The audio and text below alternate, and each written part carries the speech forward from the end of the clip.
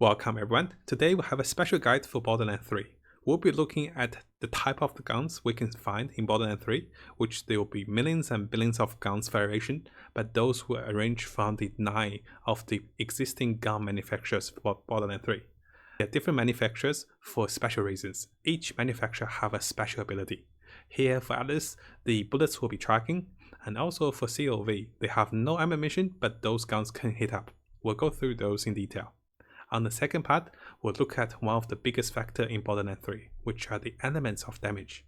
There are 6 different elements. It goes from kinetic to radiation. We'll also go through those in detail to allow us to have the best chance to counter the early flash units, which are humanoid. Later we'll have the robots with armor and shield, and also other monsters. So let's go into detail. Big thank you to Nikai Gamma and also Amobuhu to make this particular cheat sheet for Borderlands 3. I did come across this on the net and I find it really useful. So I really want to thank them, and make sure you guys say hi to them if you happen to see them on stream or on YouTube. So really helpful guide over here. The first one we have is Atlas. Atlas is a special type of gun that allows you to use a grenade which will start tracking the enemy after you hit them. After track them, you can start shooting bullets in any direction. The bullets will automatically find the target. Let's have a look what Atlas look like. Here we have the variation of the cosmetics or how the guns look like for Atlas. We can see that Atlas is a pretty high-tech looking gun, and it usually have a grenade launcher, so this way it allows us to track the enemy and then the bullets will be auto-sinking. So this is pretty good. You can hide behind half covers and it can shoot enemies from anywhere you want. The next one we have is COV. COV stands for Children of the Veldt. This is a special type of gun introduced in Borderlands 3.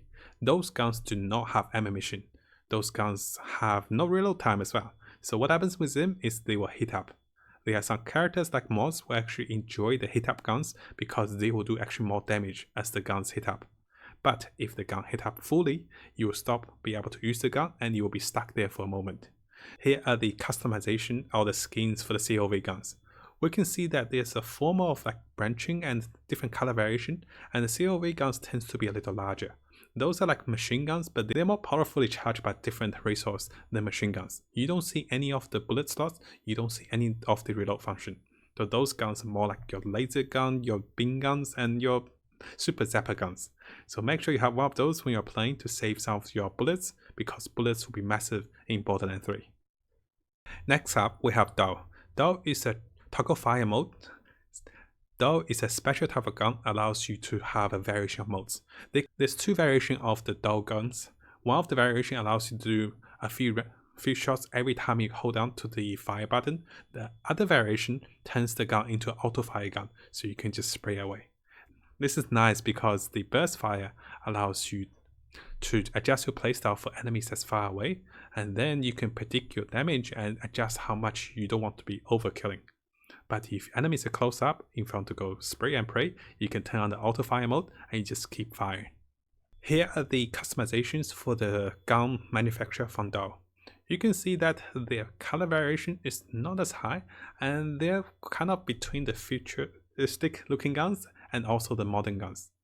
They are quite common in the game, and it's likely we'll find a few. Those guns do not have the strongest variation from the manufacturer, but the good side is you can always be adjusting from burst fire into auto fire. Next up, we have the Hyperion. From the name of it, you can tell it's going to be high and fancy and high quality, and the gun stats shows that as well. It has really high accuracy, and the longer you fire, the stronger it gets. And not to mention that you can also get a shield when you're aiming. So you get a small shield for incoming projectiles. So it has a defensive capability as well. As for a sniper player, I really like Hyperion guns because they're so steady and it's just a well-rounded gun. Those are the variations of the Hyperion guns customization. We can see that the Hyperion guns have a good focus on the scope because they do improve accuracy. They also are quite futuristic looking because they are the high-tech guns. They're usually high in quality, and those guns are one of my favorite as a sniper. Next up, we have the Jacobs. The Jacobs are very high damage kinetic guns. So when you think about kinetic, they're raw damage, they don't have any of the elemental effects. So it will do most of the 100% damage to most classes. Those guns have high damage and there's a really nice sound when you score a critical hit. Those guns also looks pretty nice. Let me show you guys those. Here are the Jacob selection. You can see that the customization for those guns are more old-fashioned. They're like the old Wild West guns, and each time you shoot an enemy, there's a special sound animation. On top of that, those guns hit very hard. So if you're going for single hand guns, you're going for shotguns or snipers, those are really good pickups. Next up, we have the melee one. The melee one is a very beautiful selection of guns simply because they allow you to toggle between two elements. If you remember earlier, the dog guns allows you to go burst fire and auto fire. This one you can switch between ice, fire, lightning, you can switch between the elements. And once you go into the elemental counters for the enemies, you can see how important it is to do 50 or even 75% more damage. So those guns are definitely one of your best pickups. They're like 2 in 1. You pick up ice, which is cryo, then you pick up incinerate, which is fire. Now all of a sudden, you counter most of the enemy selections that the game can throw at you. Here are the customization of the melee one. You can see that they are very vibrant and you can see the different color variation. Some of them goes into ice, some of them go into fire. So usually the gun itself will tell you what it goes into, and you can always adjust the mode.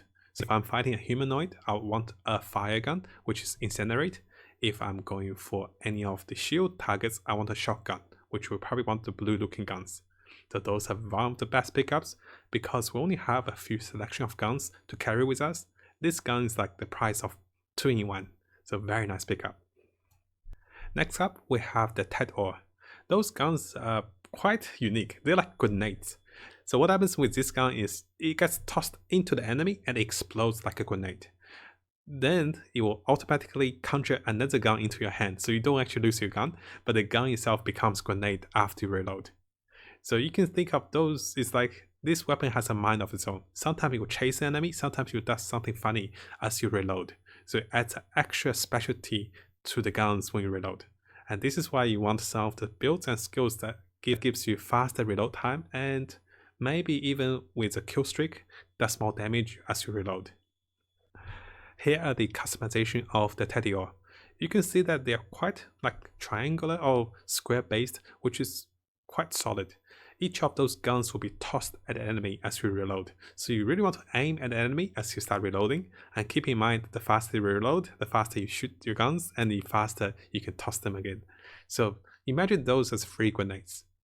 Grenades are really important resource in Borderlands 3 because you can only carry a few, and those tends to be more valuable.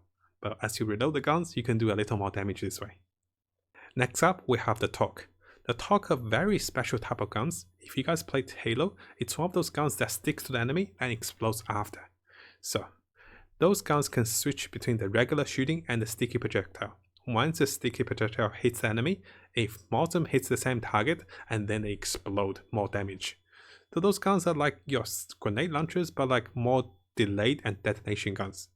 I do like those guns, and they tend to do massive damage.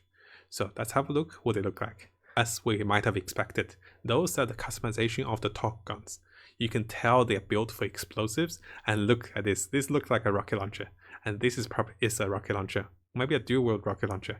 So those guns are quite large, and they are all about the explosion. So I like those guns, and if you adjust the mode, they can stick onto the enemy, and you can delay the explosion, wait for them to group up, and they run at you, then you pull the trigger, and they explode. Lastly, we have the Vandalf. The Vandalf are pretty interesting. Each of those guns have a special argument with a charge barrel. Those can be special attachment of a laser, rocket, or even additional gun barrels. So the Vandalf are really those big guns that's very fancy with additional effects. And if you want to try a gun with a variation as you adjust its specialty, this is definitely the gun you want to try. Let's have a look what they look like. We can see the Vandalf section of guns have its specialty. Over here, this one's gonna fire rockets with a sniper. Over here, this is like a mini machine gun with a dual sniper. And this is a machine gun with a rocket launcher. So those guns are very fancy. Instead of having 2 guns, here you can have 1 gun for the price of 2. You don't need to carry a rocket launcher when you have a Vandalf. It's the same concept with the elemental guns, which you have 2 elementals. So here you have 2 variations of guns. Instead of sweeping guns, you'll be switching the modes of the gun. and some of the skills with the characters does reduce the speed of swapping those guns. Let's go into the elementals and let's have a look. There are 6 elementals as we mentioned earlier. If you remember, the Jacob guns are usually kinetic. Those are the raw damage. They just hit really hard. The downside is they do reduction to armor damage. But if you have a good gun, you can use that for anything. Even with armor reduction, it's still 20%, which is not very high compared to most of the other ones. And after that, the corrosive goes against well with armor. The cryo, which is freeze damage, goes well with armor as well. But keep in mind, the cryo itself also disables the enemy. They'll be frozen into place. The corrosive will do more damage, while cryo will allow you to stall the enemy. The fire damage, which is incinerate, will do massive damage to flash units. Those units are more for early game purpose. So if you're playing early game, you definitely want to look for a gun that has fire damage. This goes up to 75% with the True Vault Hunter mode. So what is True Vault Hunter mode? This is the mode you unlock after you complete the campaign. This is like the harder difficulty for the game, and everyone and everything else starts at start except you and your guns. So you can do the quests again, you can do the side missions again. The monsters will be harder, and you keep all your guns from the first campaign. Next up, we have the shock damage. Shock does really good damage against shield, but keep in mind some of the enemies will have shield and also have the HP. After breaking down the shield, you can switch a gun into corrosive if it's armored, and switch a gun into flash if it's humanoid. After that, the new damage type is introduced. It's called radiation. Radiation is quite interesting because it does not much damage to the flash, and it does additional damage to shield only in the True Vault Hunter mode. It does do reduced damage to armor mode units. So radiation is a new type of damage. There's a few I can think on top of my head. One is with MOZE and her nuke damage. Once you give the Iron Bear a nuclear launcher, and she will shoot a nuclear warhead. The other one I can think of is with Flank and his little monkey. The monkey will throw a radiation barrel, which will do radiation damage. Notice that it's not very effective against other types, it will do normal damage. Its usefulness comes from the True Vault Hunter mode, which is later into the game, much later after the campaign. After seeing the elements, we can see the particular manufacturer we want to get at least one gun with is with Melee 1. Melee 1 allows us to toggle between elements. This means a great gun that is purple or legendary, with Melee 1, you can toggle against different variety of units. We can see the amount of damage. We can have a Melee 1 with corrosive damage, or we can have a Melee 1 with fire and shock damage. This allows us to basically adjust for 2 out of the 3 enemy type. As long as we cover ourselves with multiple elements of enemies, we'll always be doing additional damage. Additional damage from the elementals is massive. If you look into the perks of the characters, most characters will not do much damage even with a late game perk, maybe 10 or 20%, that's a big damage boost. Here we're looking at 50%, 75% or even 150%. So those are definitely worth investment into understanding and picking up a few different weapons. So thank you so much guys for watching this particular walkthrough between the gun manufacturers, elementals and how to use them. Let me know what you guys think in the comments below, and definitely subscribe for more guides, tips and 100% walkthrough with all the characters for Borderlands 3. I'm super excited to play, and I can't wait to show you guys some fun builds, good ways to find legendaries and also different farming spots. So stay tuned my friends. Please also follow and subscribe to support me on Twitch if you can, and I'll be streaming this live every day on Twitch.